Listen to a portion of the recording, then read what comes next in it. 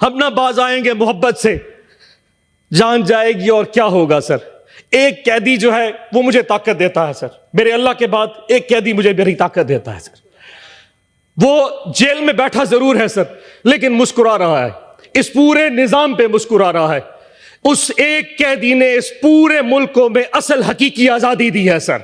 एक कैदी ने 70 साल पहले कोई आजादी नहीं थी, उस एक कैदी ने 8 फरवरी को जो हमें आजादी दी है वो इस कौम याद रखेगी उस कैदी को सर। उस एक कैदी ने सारे निजाम को नंगा करके रख दिया है सर। कौन होता है कि मुझे डिक्टेट करे कि मैं क्या कहूं और क्या सोच सकता हूं। आपको अंदाजा नहीं कि सर पिछले 6-8 महीने कितने कर्ब में गुजारे हैं। उन 4 महीनों में जब छुपा हुआ था मेरा घर गिरा दिया गया सर, मेरी फैक्ट्री मेरे कारोबार बंद कर दिए गए। एक छोटा सा जिम्मेदार हूं मैं सर। मेरे आमों के बाग के ऊपर जो मुस्ताजिर है तो जो बाग संभालते हैं उनको उठा के ले गए, मेरे बाग भी बर्बाद हो गए सर। खान साहब बार बार लिख चुके हैं जुल्म करना है तो कर लो, लेकिन ये कौन सा जुल्म है। तुमने किसी को कैदी बनाना है बना लो, पर जहर दे के मारना ये कहां की बात है। 11 महीने बाद सर मैं यहां पे तकरीर कर रहा हूं। इस 11 महीने में मेरे साथ क्या क्या नहीं हुआ सर, उसकी थोड़ी सी बाज़गश्त होनी चाहिए। And this is very emotional sir. 9 मई का वाक़या हो गया सर, 9 मई के बाद रुपोश हो गया। 4.5 महीने सर मुख्तलिफ घरों में छुपे रहे सर। कभी किसी के घर, कभी किसी के घर, बच्चे लेके दर बदर घूरते रहे सर। जगह ख़त्म हो गई, गाड़ियाँ नंबर प्लेटें तब्दील करनी पड़ी। मेरे बेटे ने मुल्क से बाहर जाना था, छुपा के उसको एयरपोर्ट से वापस भेजा और पता नहीं क्या क्या नहीं हुआ सर। 4.5 महीने बाद अमंग ऑल माई कुलीग्स मुझे उठा लिया गया जी लाहौर डिफेंस से। 14 दिन सर मैं कहीं रहा। 14 दिन में जो भी चिल्ला काटा सर, वापसी पे एक स्टेटमेंट दे दी थी जिसमें 20 सेकंड की एक वीडियो स्टेटमेंट दी कि मैं तहरीक इंसाफ जनूबी पंजाब की सदारत से इस्तीफा देता हूं और 9 मई की मजम्मत करता हूं, और मुझे आज़ाद कर दिया गया। आज़ाद तो हो गया सर, लेकिन एक जिंदा लाश हूं मैं। एक ऐसी जिंदा लाश जो ना सोच सकता है, ना समझ सकता है, ना बोल सकता है। मुझे नफरत होती जा रही है सर इस ऐवान में बैठ के, इस तस्वीर की तरफ देखते हुए, जो मुझे इस चीज का यकीन दिलाती है कि मैं आज़ाद हूं। मैं आज़ाद नहीं हूं। अगर मुझ में सोचने समझे की सलाहियत ये रियासत नहीं दे सकती तो मेरा यहां जीने का हक भी नहीं बनता। कौन होता है कि मुझे डिक्टेट करे कि मैं क्या कहूं और क्या सोच सकता हूं। आपको अंदाजा नहीं कि सर पिछले 6-8 महीने कितने कर्ब में गुजारे हैं। सारे लोग यहां बैठ के चाय पी रहे होते थे, सेनेट का सेशन में देख रहा होता था जब मैं घर पे छुपा होता था। ये बातें करना आसान है सर। आज आप रिगिंग की बात कर रहे हैं, जो कुछ हमारे साथ हुआ है मुझे आज तक एक प्लेटफॉर्म नहीं दिया गया। अफसोस होता है सर कि यहां बैठ के सारे बात कर रहे रेगिंग पे, लेकिन उन बेचारे वर्करों के साथ, वो हमारे दोस्तों पीटीआई के लोगों के साथ जो कुछ हो रहा है आज तक किसी ने उस पर बात नहीं की।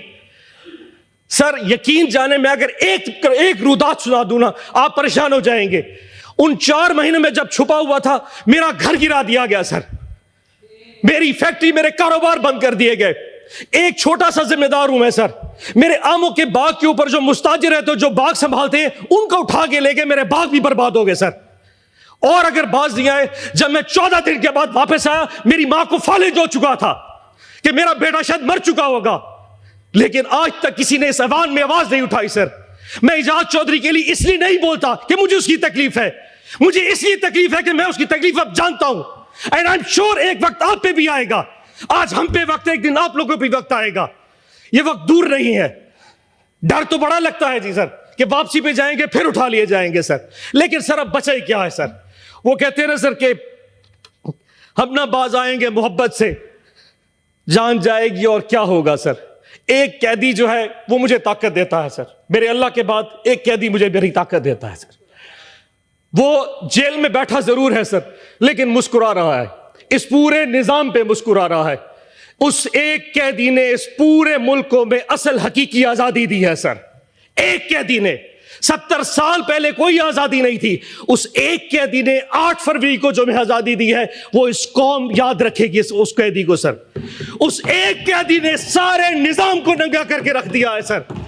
8 फरवरी को, जब इससे पहले 6 महीने मैंने डिप्रेशन में गुजारे सर, जब 8 फरवरी को मैंने लोगों को निकलते देखा, जितनी कुछ प्री पोल रिगिंग की गई, हमारे कैंडिडेट्स उठा लिए गए, जलसे जुलूस नहीं करने दिए गए, किसी कुछ भी नहीं करने दिया। लेकिन 8 फरवरी को जब आवाम निकली, वो नून लीग और पीपल्स पार्टी के जब उनके कैंप्स में जाके सर वहां से पर्ची बनवा रही थी, एंड पे जाके खौफ में जाके वोट इमरान खान के कैंडिडेट को दे रही थी, किसी बैंगन को, किसी जूते को, किसी सब्ज मिर्चों को, जो जो भी निशान थे।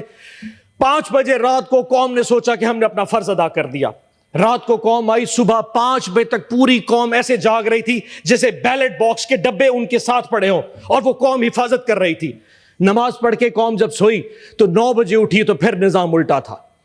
जो सीटें हम 136 40 तक जीत चुके थे वो वापस 100 पे आ गई, और आज वो सीटें कम होती होती 93 पे पहुंच चुकी हैं। ताज साहब, आप तो अपनी रोते हैं सर, हमारी सुनिए कि जिन लोगों के पास फॉर्म 47 इशू हो गया, फॉर्म 45 तो प्रिजाइडिंग ऑफिसर से लिया ही नहीं गया। रिटर्निंग ऑफिसर ने बगैर फॉर्म 45 देखे फॉर्म 47 के रिजल्ट इशू कर दिए। फैसला पहले हो चुका था कि किसको किस औकात पे रखना है। हमारी औकात भी डिफाइन कर दी, लेकिन हमारी औकात से हम बाहर निकल चुके थे। फॉर्म 47 इशू कर दिए गए सर। उसके बाद कैंडिडेट्स को कहा कि अगर तुम लोगों ने नून लीग या आईपीपी जाना है तो जाओ, अगर नहीं जाओगे तो फॉर्म 47 भी चेंज कर देंगे, तुम्हें रिकाउंटिंग में हरवा देंगे। 10 से ज्यादा हमारे एमपीएस इस वक्त नून लीग को ज्वाइन कर चुके हैं। सिद्दीकी साहब, इरफान सिद्दीकी साहब, 10 से ज्यादा हमारे आजाद पीटीआई के इंडिपेंडेंट जो हमारी टिकट पे निशान नहीं था उनके पास, जो जीत के इमरान खान की फोटो लगा के आए थे, वो इस वक्त आपके कैंप के बैठे हैं। ये कौन सा कानून है? ये कौन सा एथिक्स है? वोट इमरान खान का लिया 10। अफलान साहब बैठ जाए, तकसीम रखें। अफलान साहब, अच्छा अफलान सर, साहब, सर अगली बात सुनते हैं सर। अब इस वक्त कोई बात, अफलान साहब तशरीफ है, जिशान साहब बैठे। अफलान साहब, सेनेटर साहब, अपनी तकरीर बटन दबा। सेनेटर साहब अब अपनी बारी में बोल रहे हैं।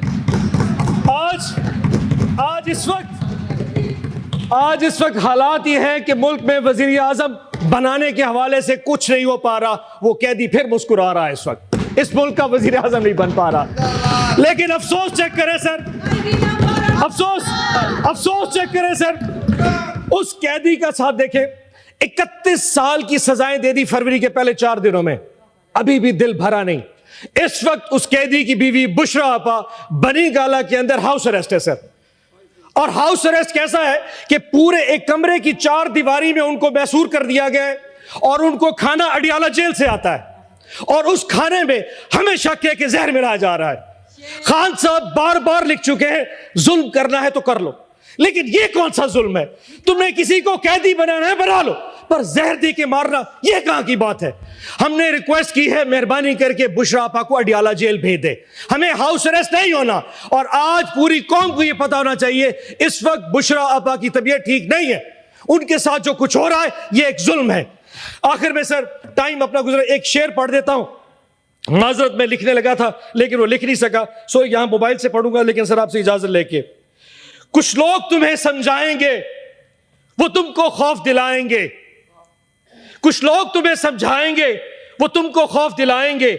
जो है वो भी खो सकता है, इस राह में राजन है इतने, कुछ या और भी हो सकता है, कुछ तो अक्सर होता है।